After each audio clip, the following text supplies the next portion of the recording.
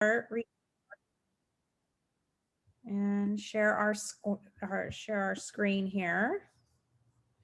So this week, I'm going to really talk about kind of what are the different options and careers in fashion. And anytime you want to ask a question, just ask it, because if there's a certain kind of job or interest that interests you, then we can talk about it a little bit more.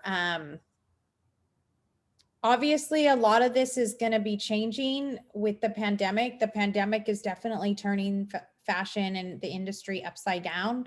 As you're probably well aware, retail stores are having a really hard time. Wholesale is very much struggling. The trade wars aren't good. So there's like a lot of moving parts that may or may not change by the time you graduate.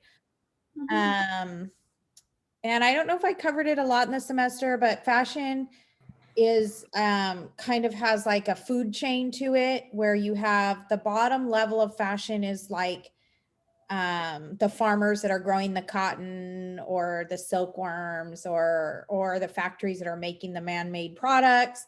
And then you have the textile companies that are weaving, say, cotton into cloth. And then you have a level of fabric vendors that are selling big rolls of fabric to fabric stores and to fashion companies or designers.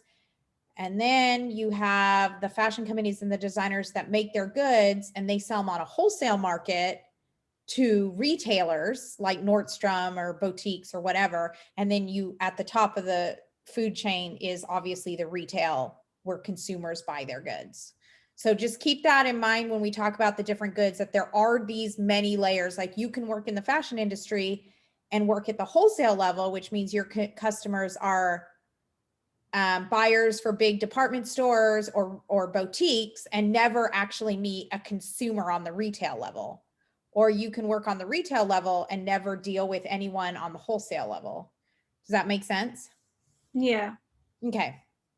So the first set of kind of jobs that we're going to look at, because it's sort of that kind of that base of where to start, would be textiles.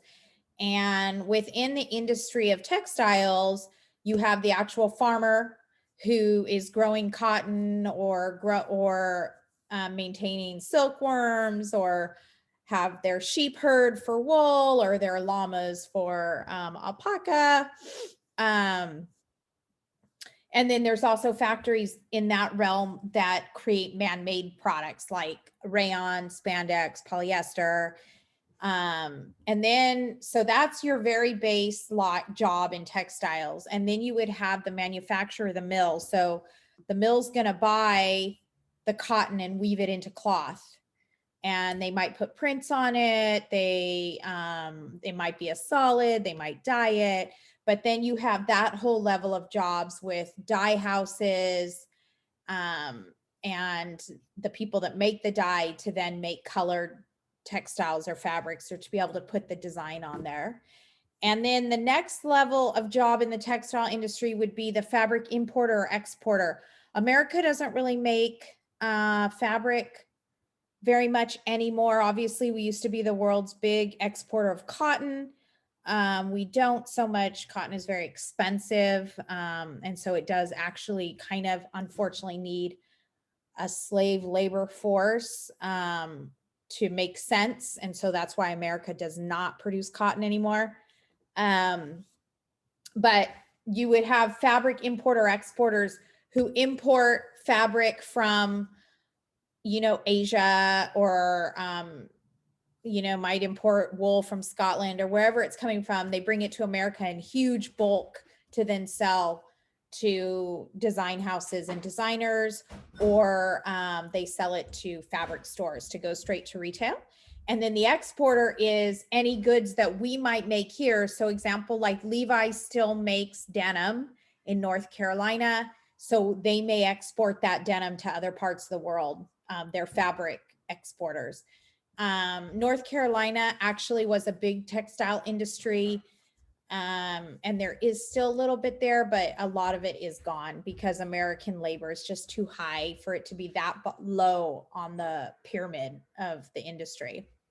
And then your last job in textiles would be you're a textile or fabric designer, which means you are designing the prints, the stripes, the designs on any kind of fabric. It could be knit, it could be jersey, it could be cotton, silk, whatever, but you're putting a design on there. You're also probably, even if you're doing a solid, you're creating the hue to go on there. So you're actually going to be the designer to that fabric. That's kind of the textiles. Any question on the jobs that are kind of available on the textile side from you guys? No. Okay, perfect. So next would be the design side. So now, you know, we're on the level of where we're going to be working, either selling wholesale or going straight to retail. The baseline opening job for design would be your assistant to the technical designer.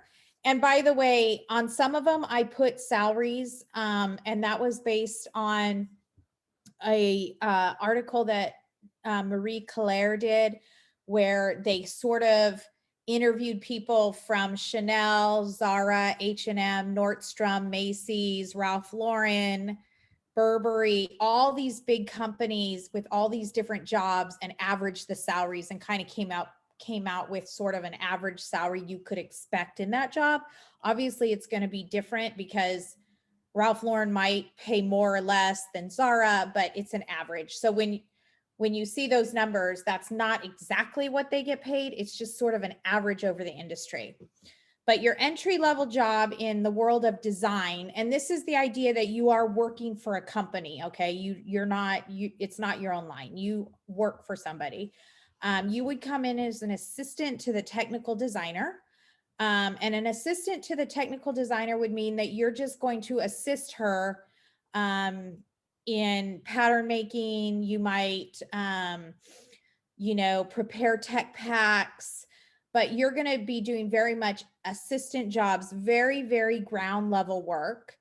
And that would be same with the assistant designer. You could see that the assistant designer actually gets paid more because she probably has a lot more responsibility, as in she might be, her job might depend on how well her designs sell for that company. For example, I knew an assistant designer that worked at Abercrombie and Fitch, and basically her job was dependent on how she did sweaters for them, and it was how well her sweaters, they call it by SKU. So instead of saying sweaters, they call it a SKU, how well their SKUs were selling.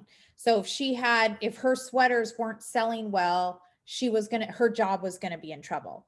So that's why assistant designer might get paid more, but then the job is a bit more volatile, and they are working under a designer who is very much held to how well the designs are doing on the retail floor. And then technical designer is really going to be she's going to be your pattern maker, and she's really who makes the design able to be store ready. So a technical designer really takes the designs and adapts the ideas into product. So she is not the idea person, and she's not an illustrator, and she's not making beautiful sketches. She gets the sketches, she works with the designer, and she figures out the pattern, the best way, the most economic way to make this design. She's very techy. She's probably writing the tech pack that'll go overseas to China, wherever they produce. She's going to be very, very detailed, like the size of the zipper, the size of the buttons, how big buttonholes are, how the weight of the jersey or the knit of the sweater, how wide or narrow the cable nets are. Very, very, very detailed. So a technical designer, and then the assistant would be that she's double checking, she's measuring the sample on the cable net to make sure that it is exactly the way they want it as they're making these tech packs. But to be a technical designer, you have to kind of nerd out on details such as weights of fabric, weights of knits, weights of cottons, Is the pink a little bit too light or a little bit too red? Very, very detailed. How long is the zipper? What's the weight of the zipper? How big are the buttonholes? Are there, how deep are the pockets? How wide is the piping? That kind of a thing. And the assistant technical designer is going to help her sort of make sure they don't miss anything. And then a pattern maker also can fit under technical designer, but some companies might have a separate pattern maker, and she would be making all the patterns. And then that technical designer would definitely be checking over those patterns to make sure everything works before it's sent off in a tech pack, and to make sure that that pattern laid out is economical as in its yield to fabric. And then you have the designer, who is not technical. She is she's the one who's coming up with the ideas for the sweater. So she's going to sketch out the sweater. Like if she's making my sweater, she's going to sketch it out. She's going to sketch out the big bow. She's going to, show the neck, show it all. And then the technical designer is going to come in and actually say how wide this is going to be, how big the bow is, exactly where it's going to sit from the shoulder. But the designer doesn't mess around with those details. She sort of gives the idea, and then all those little details is the technical designer. And remember, this is for working for a big company. If you are on your own, you are both the designer and the technical designer together. You don't get to, those aren't separated, it's you. And then the senior designer is going to oversee her team of designers. Same with the senior technical designer. She's going to overlook the whole collection, all the tech packs, and make sure everything looks right. And then the creative director is sort of the head honcho of the company, and she's going to tell the designers what the color stories will be for the season, what the silhouettes they're going to focus on for the season, what the message they're going to send. And so she's going to set the tone for what trends they're going to invest in, and sort of the message that company's going to send through its colors, its trends, and its silhouettes. What silhouettes they're going to reuse, what silhouettes they might have a winning silhouette. And so what they do is they make it a maxi, or they make it a mini, or they add sleeves. The creative director is going to dictate that. And then the designers sketch it, figure it out, and the technical designers actually figure out how that will go to the factory. And then of course it's sewn at their factory. If you own your own line, you are probably all of those things. You are the technical designer, so you need to be good at pattern making and very detailed. You are the designer, so you probably need to have a good handle on the big picture of creative design. And then you may or may not be sort of the creative director. That's the whole idea of this whole company.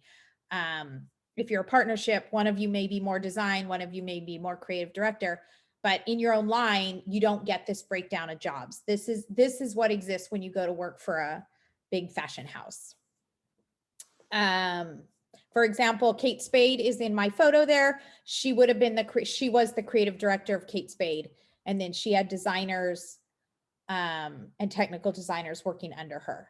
And so that's how that would work. So basically, when you own your own line, you're the creative director?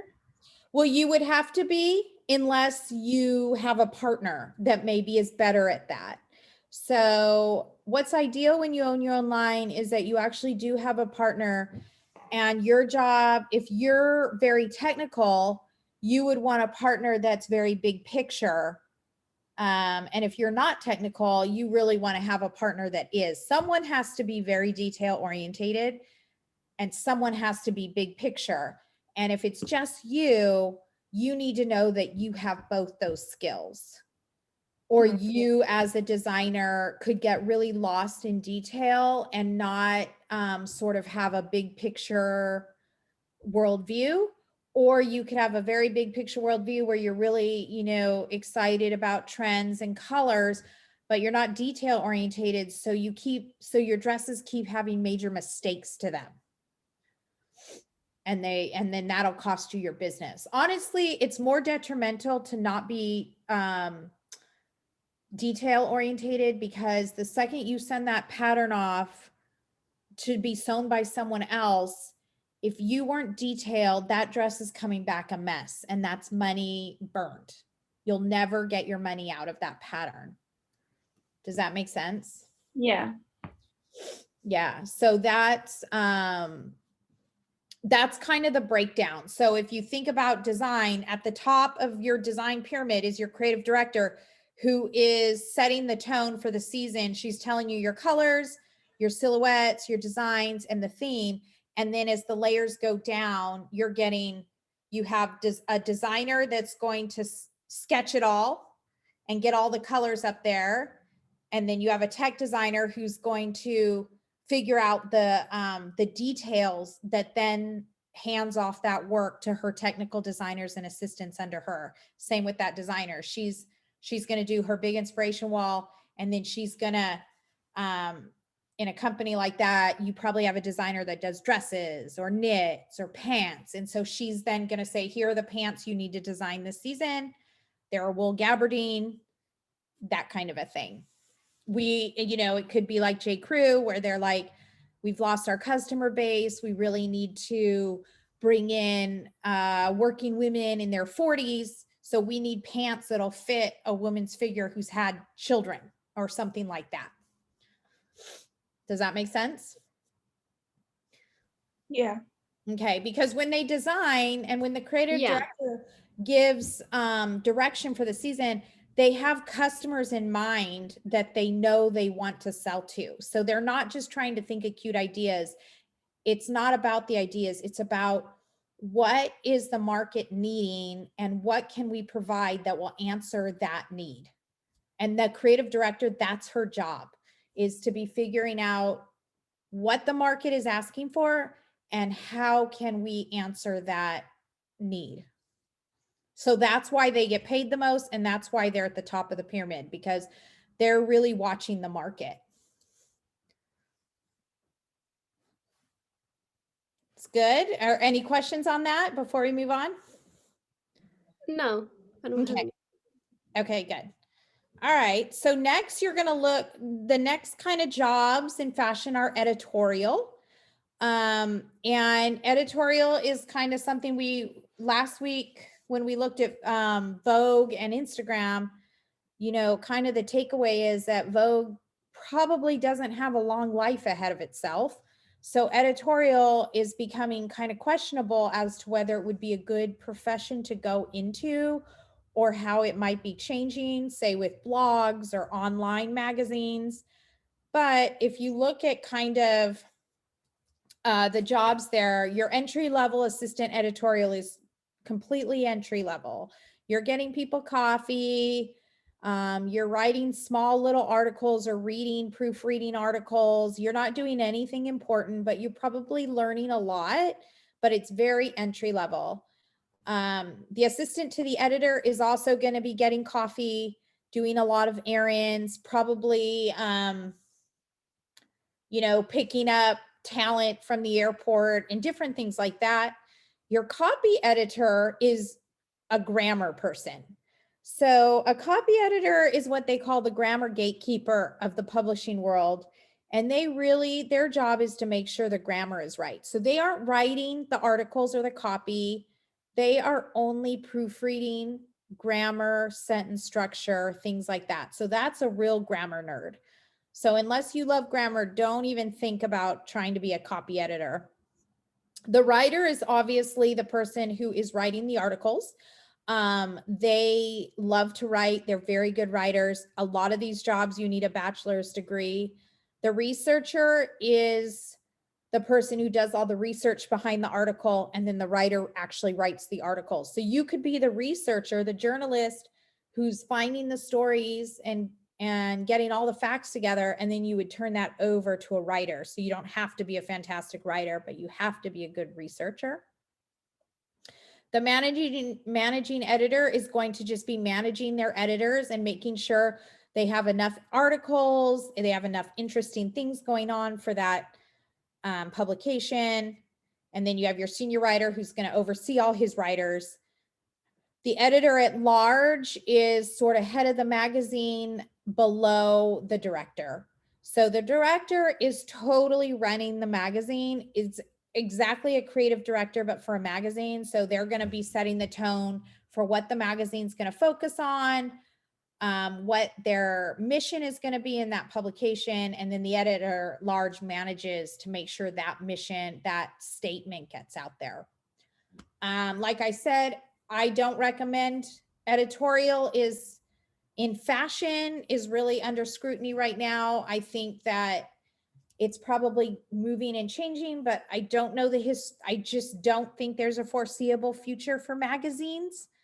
So I think maybe blogs might be there, but definitely, you know, a lot of people just start a blog. So edit, you know, getting involved in this side of the industry is a little bit tricky right now for sure.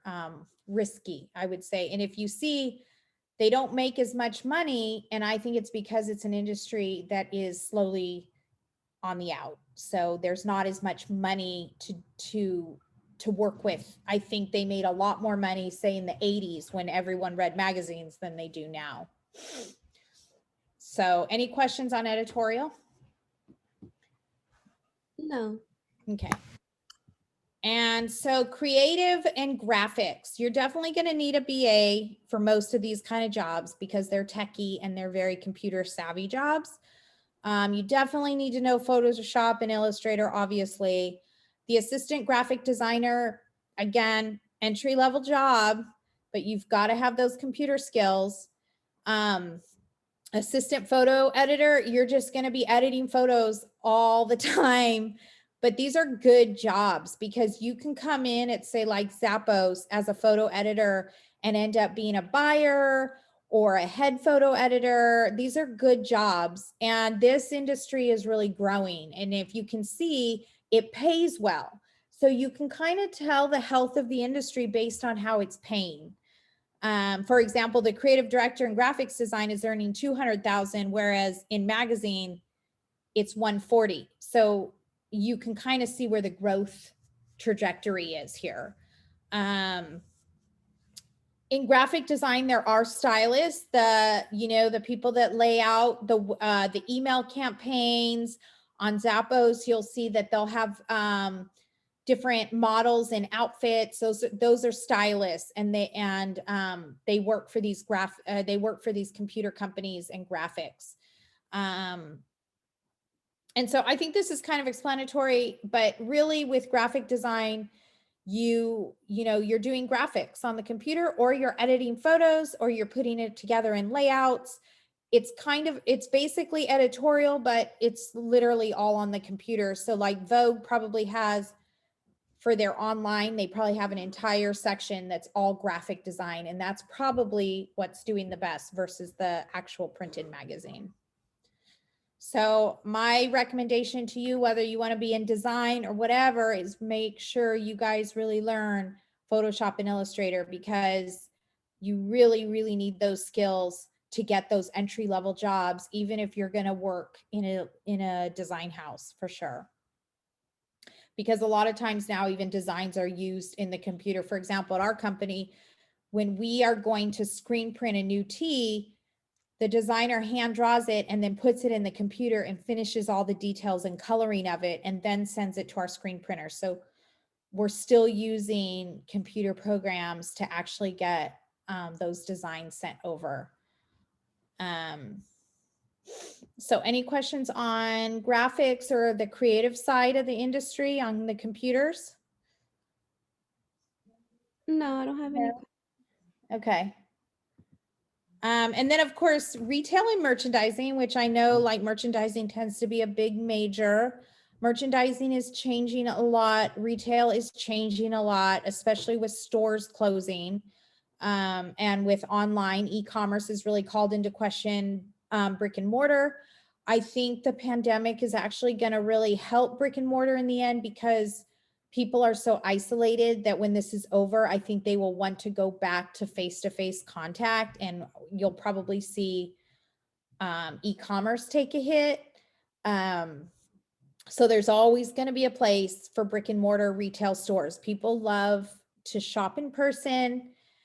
and have face-to-face contact. They like e-commerce because it's convenient, but they like the satisfaction of buying in person too. So it'll always have a place.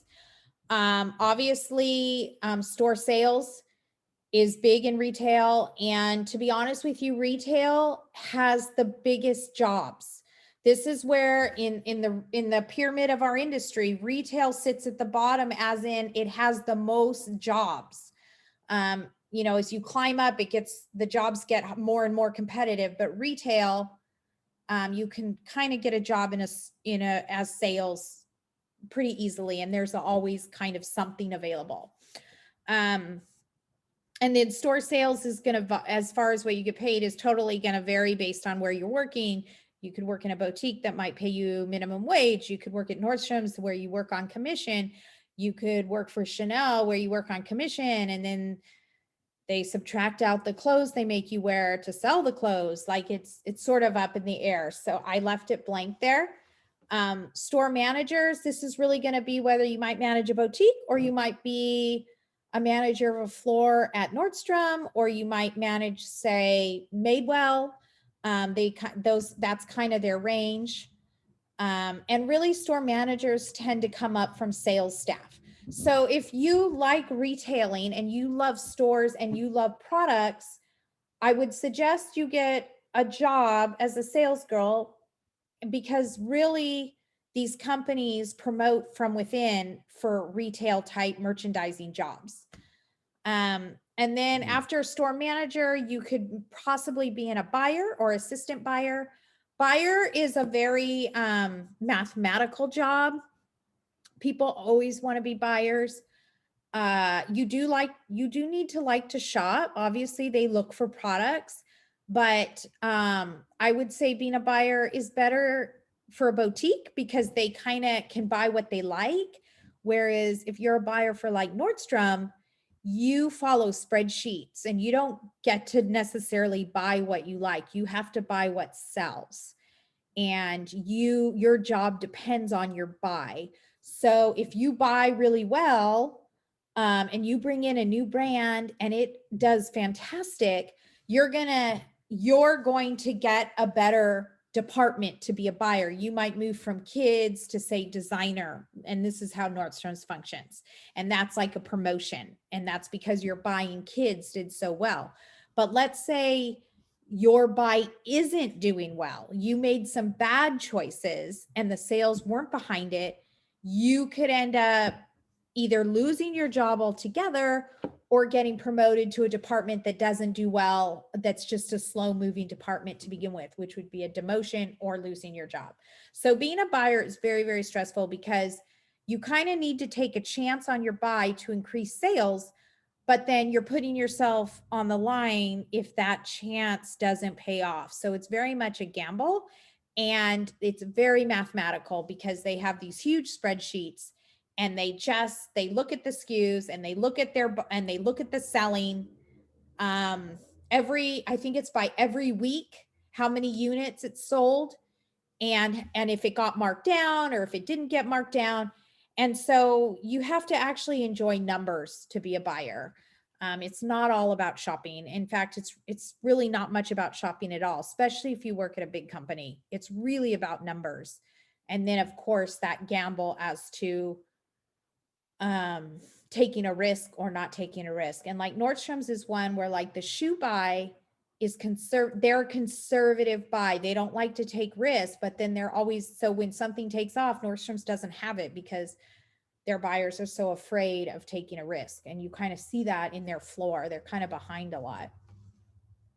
And then a merchandiser is your visuals person. So if you guys, admire the windows at Anthropologie, that's merchandiser visuals. And of course they have assistants. The real big wigs in merchandising work for the big companies in corporate, and they send out the window packages done. The stores don't create it. So like Nordstrom's has a merchandising visuals team up in corporate in Seattle, and they design what every Nordstrom's Christmas decor and windows are going to look like. And then each Nordstrom's gets those packages and the visual teams in each of those stores sets it up. so as you move through merchandising, you could end up being, you know, head of visuals at Nordstrom Fashion Valley, but you're not designing visuals. You're just making sure it always looks right. Or you could end up being on the merchandising team in Seattle, which is designing the visuals. And that would be the same for like Anthropologie or all of them.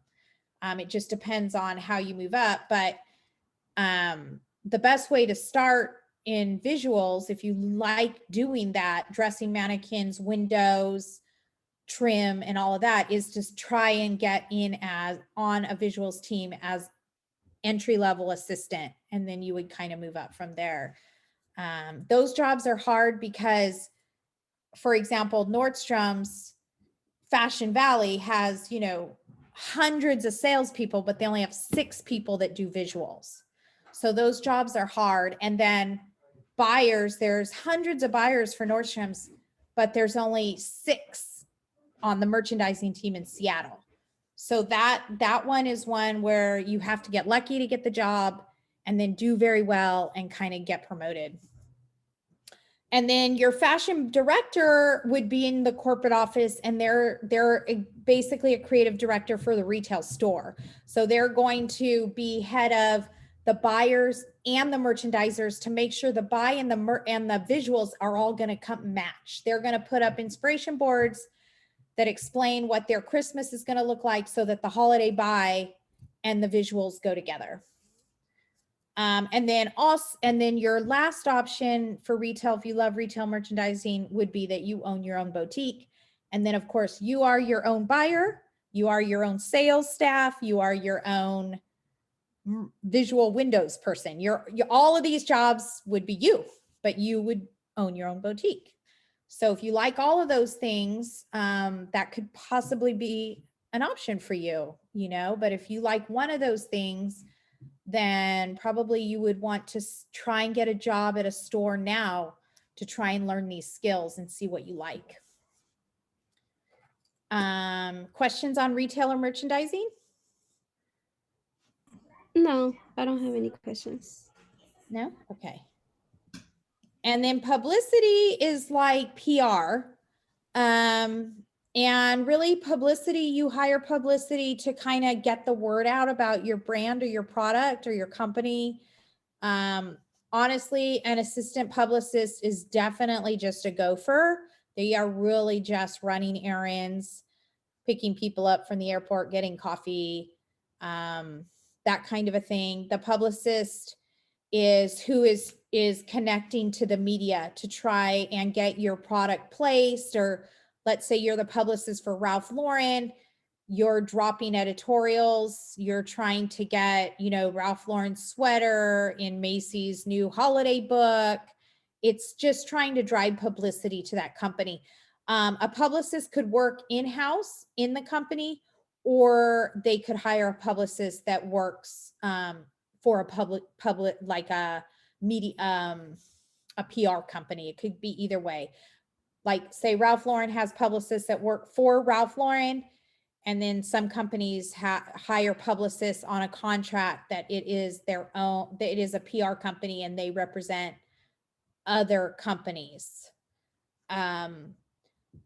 So I don't really, publicity is really tied to celebrities now. So it's like, you know, when, for example, fashion shows tend to be publicity stunts where it's just all about getting attention and getting the media there.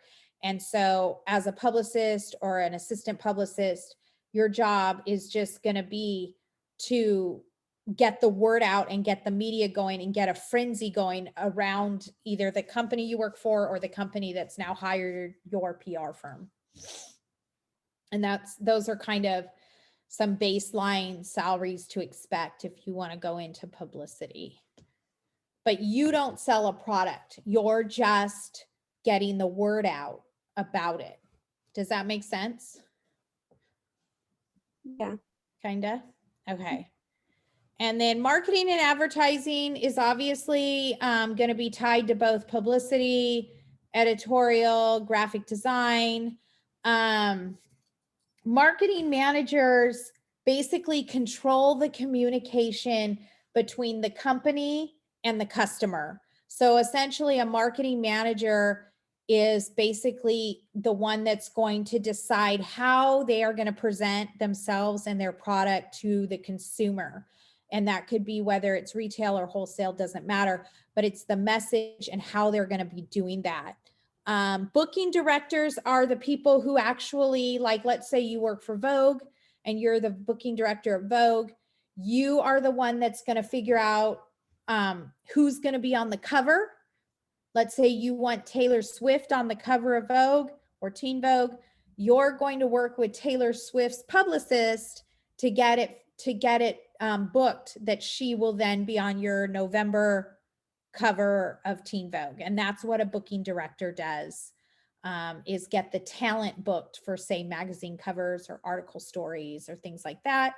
And then marketing managers, they're going to craft the promotional messages and all the publications across all different media. So they're going to work with, the editors at Vogue. They're going to work with, they're going to do email campaigns. They're going to work with their publicists to make sure the newspapers or TV or the Ellen DeGeneres show or whatever, but they're going to work with all the different media outlets and have this organized idea of how they are going to present their season to kind of their consumers. And a marketing manager is going to kind of control that conversation. And then she has assistants below her that would do the work, I guess. Does that make sense? Yeah. If you guys ever watch Mad Men, Don Draper is the advertising manager at their advertising firm, and he puts together all kinds of advertising campaigns for companies. And that's kind of a good way of understanding these jobs. But a lot of these jobs would be in-house. For example, like Ralph Lauren has people that work for them, marketing managers, that do all of their email campaigns, that work with their publicists, that communicate the messages that Ralph Lauren wants to communicate. That's all in-house. For example, my company, my assistant does all of our email campaigns, manages our website. So she would be kind of like our marketing person. Does that make sense? Mm-hmm. Okay. And then, of course, the newly founded social media. This one you actually don't need a degree in because it's so brand spanking new. So it's kind of a good time to hit this one up. But basically, companies do have people that work social media. I don't know how often it is that it is a full-time position within a company, but it's very often that they hire people to do their social media who are independent, and they do it for many, many companies. And then obviously there's entry-level social media, mid-level, and then someone who's really going to kind of dictate how that company's social media presence is going to look is going to be your senior level. I think that this right now has a lot of growth, and there's schools that are starting to have majors in social media. For example, like Savannah School of Art and Design does. I'm not sure if FITM does, but I know Savannah School of Art and Design does. And so this is kind of an up and coming field. If you're really good on social media and you love Instagram and Snapchat and all that, this might be a good avenue, because this is sort of the frontier for fashion marketing right now. And a lot of companies have it in-house, for example, and their marketing people might also be their social media. So a lot of these jobs may totally cross over where they don't have a distinct social media person. For example, at our company, my assistant does all our social media as well. And then we have a teenager we actually pay to do our Instagram. And that's actually not that uncommon too. So, this is definitely something to think about if you enjoy social media. And it'll be interesting to see how this plays out, if it starts taking over that editorial sort of position in the fashion industry or not, as printed magazines become kind of obsolete. Social media may very well just slide into that spot and have more jobs to it. and maybe more full-time jobs in big companies as well. If you guys, Emily in Paris that I assigned, she obviously was doing social media for that marketing company. So, and she was driving a lot of business. So you can see that fashion is slowly seeing how social media can enhance product awareness there and for brands, and to really show sort of the backstory, the relatability of brands to the consumer. You guys have any questions about that? No. No? Okay. And so of course, these were all sort of the different avenues when you work for someone else, but let's say you want to do your own thing. So you can own your own boutique, obviously. And if you own your own boutique, all those jobs that I explained in retail are you. That's your job now. You can start your own line, and all those jobs I explained in design, that's you. You could be a pattern maker. And so your whole company, you don't actually design clothes at all, but you just make patterns for independent designers. Our head designer makes patterns, and we also hire a lady not to make our patterns, but to grade our patterns, because grading is just so time consuming. So our designer makes drafts the pattern, and then we send it to the pattern maker for her just to grade them. But her whole business is just making and grading patterns for independent designers. So that's definitely, if you love pattern making, if you end up loving pattern making and loving the technical side of design, that could be an option for you, or you go and work for a pattern maker. Obviously, stylist, you could be, figure out how to be a stylist, an independent stylist for wealthy clients or celebrities or magazines, but you would be an independent. You wouldn't work in-house for them. Graphic design, a lot of people are independent graphic designers, or they start graphic design firms. And then photo editing. This is a new growing area in fashion where small companies, small boutiques and small designers hire photo editors to just take photos and edit their photos and make them web ready. And that's all they do. So like, for example, we have a web editing company that calls us all the time. We send them a box of samples. They take the photos, they edit them, they make them all web ready. We get the samples back with a drive, and our photos are ready to go straight on our website.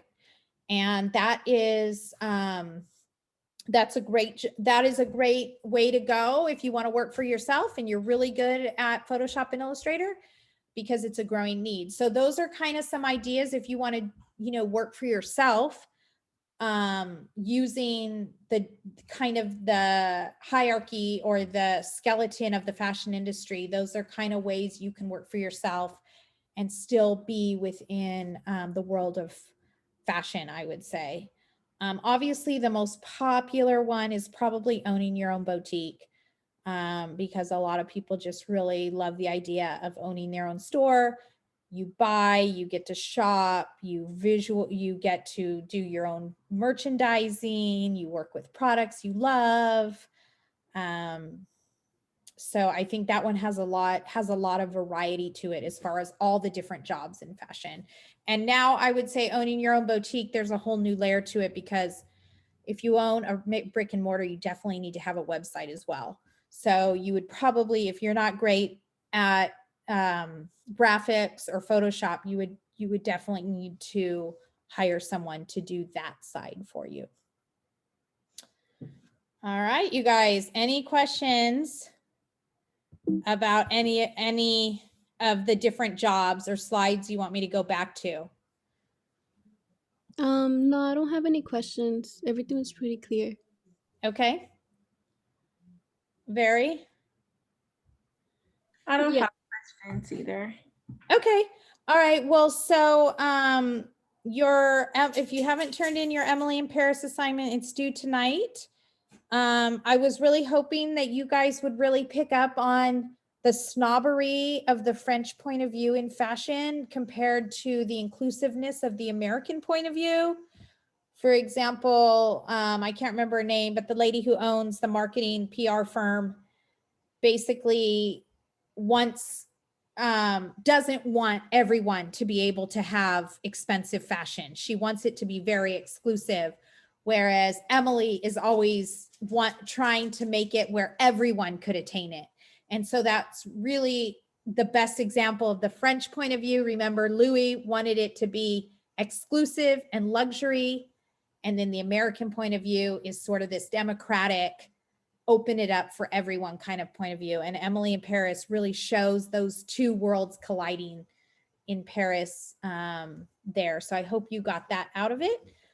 And then as far as your final exam, you don't have an assignment on careers in fashion. Obviously, this is for you guys to think about as you go through your years at Mesa and to really take classes based on kind of what might interest you.